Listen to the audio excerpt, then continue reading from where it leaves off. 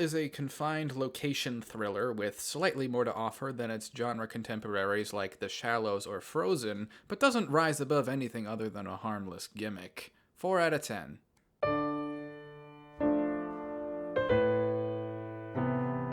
The Unbearable Weight of Massive Talent is a rote action comedy, allegedly with the hook of Nicolas Cage playing himself. An idea that could have been fun had they played to any of Cage's strengths as an actor or real-life person. The character Cage is playing is like a generic dad who cares about his work more than his family.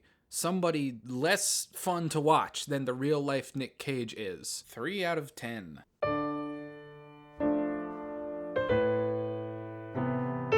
3,000 Years of Longing is a movie so romantically and lovingly filmed and written, I have no idea how George Miller pulled it off. There's a profound, deep love of storytelling and oratory on display, to a point where your own enjoyment of the film is gonna depend on how willing you are to surrender to that kind of type B vibe. So keep that in mind, and also that the third act is borderline incomprehensible. 8 out of 10.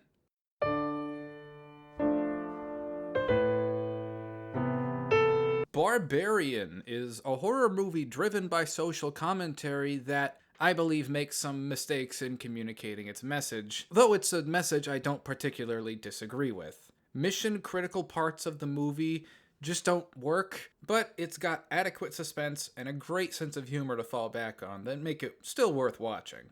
5 out of 10.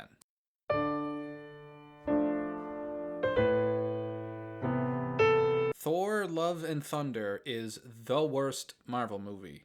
It is intolerable from back to back. Horrible to look at, horrible to listen to, horrible to think about. Its plot, tone, its effects, and especially the art direction and humor, basically anything Taika Waititi was directly responsible for in this movie fucking sucks. If you told me Marvel movies could even be this bad 10 years ago, I would not have believed you. 2 out of 10.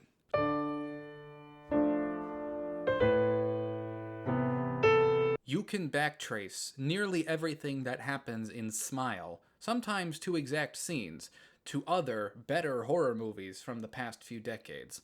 It's transparently derivative and feels so disposable as a result, like you hit the demo button on an electric keyboard.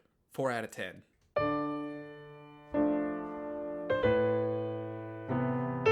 Halloween Ends takes such unnecessary risks in structure and character, only to fail delivering on any of those risks anyway. This coming from the guy who would have loved a change in the formula, but I have no idea who they thought this was for.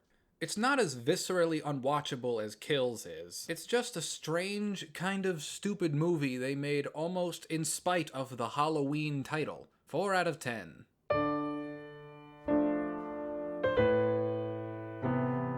Tar is one of the most intricate, careful character studies of the past few years, headlined by one of our greatest living actresses in perhaps her finest hour.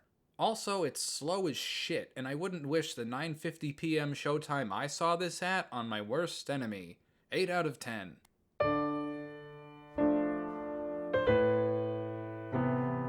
Black Panther 2 has a ton crammed into it, feeling like a retread of the first movie with a bunch of post-Endgame bunny trails spiraling out of it. And I'm sorry, the core story would have been more interesting if it starred T'Challa. I get why it doesn't. I'm sad Boseman died too, but it's still fine, which after Thor: Love and Thunder is a massive improvement. 5 out of 10.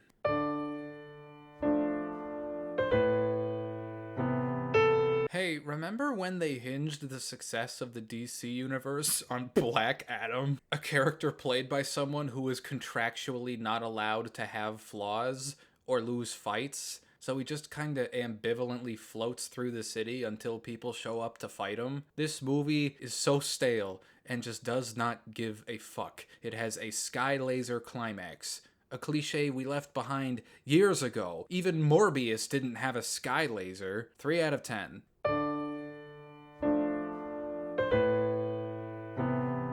Terrifier 2 is ostensibly an attempt to recapture the magic of 80s slasher mascots, I think. But in practice, it's like a Tubi movie with better gore.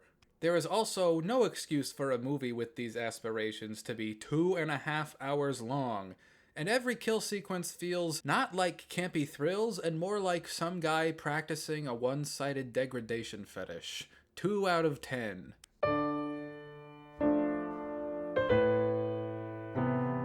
Babylon is Damien Chazelle operating on such a level of artistic indulgence, it nearly collapses on top of him. And I loved it so much.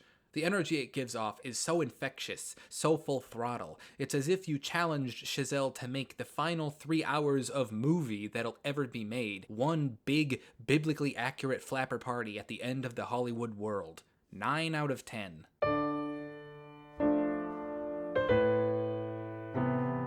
See How They Run is probably the movie in this video I remember the least about.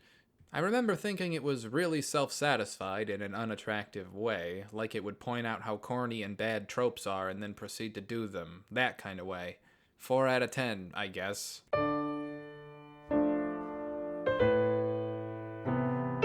What I love most about The Banshees of Inisherin is how out in the open it is, with its core conflict being unresolvable.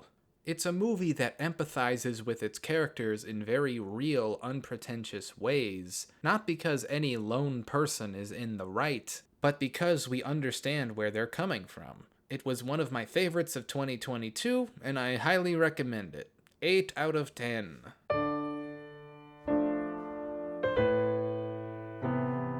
The Menu is an entertaining enough thriller with a sometimes good sense of humor, but it's so up its own ass. It thinks it's very clever, and to its credit, it can be at times, but even when it is, that pretentious self-satisfaction doesn't really go away. I can totally understand not getting that vibe from it, but I did, so 4.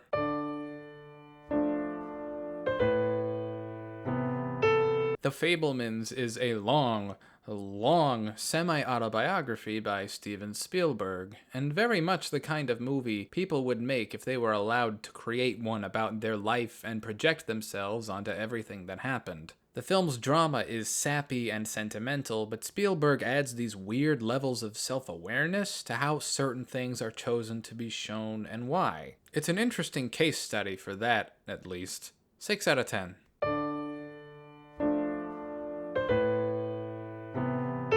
Puss in Boots: The Last Wish's greatest assets are its animation style and villains. Those things are what best inform the tone, the stakes, and comedy of the film. Other than that, it's just a really entertaining animated action adventure. 6 out of 10.